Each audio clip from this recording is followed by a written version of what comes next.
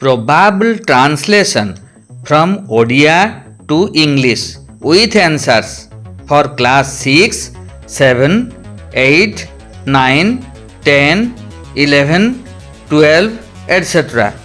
अभ्यास करंतु ओ परीक्षा पाई प्रस्तुत हुअन्तु। Kanishka Kumar Das sir MPhil in English and BEd को द्वारा प्रस्तुत।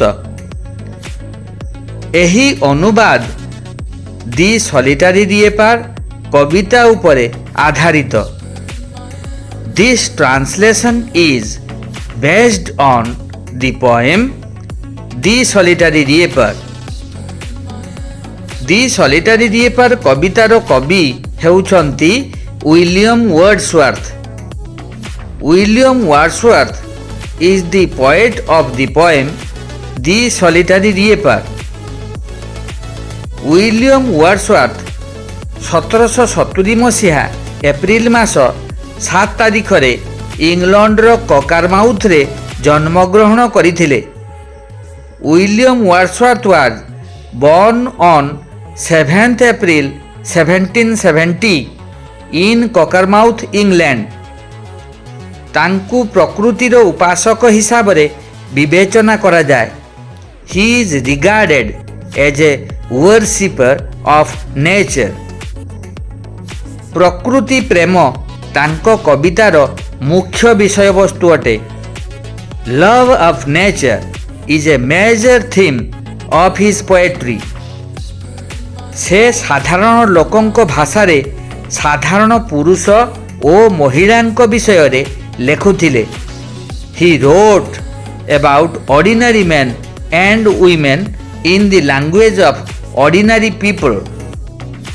तांको पाई कविता हेउछि शांति रे स्मरणीय भावनारु उत्पन्न शक्तिशाली भावनार स्वतस्फूर्त प्रवाह।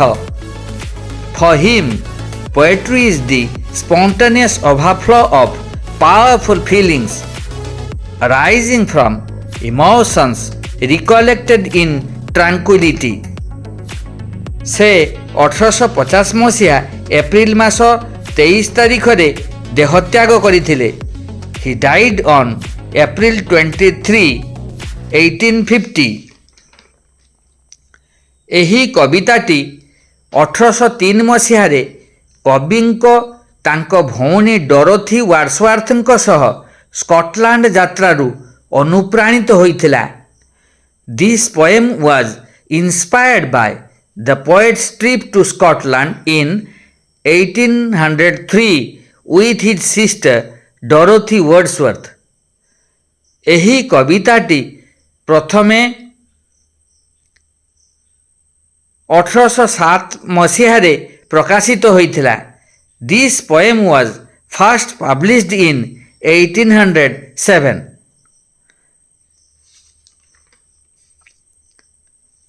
एही वीडियो लेसन को बारंबार श्रवण करंतु ओ परीक्षा पाई प्रस्तुत हुअन्तु। एही भली शिक्षणीय वीडियो लेसन पाइबाकू एही चैनल को सब्सक्राइब, लाइक और शेयर करने को भूलंतु नहीं। धन्यवाद।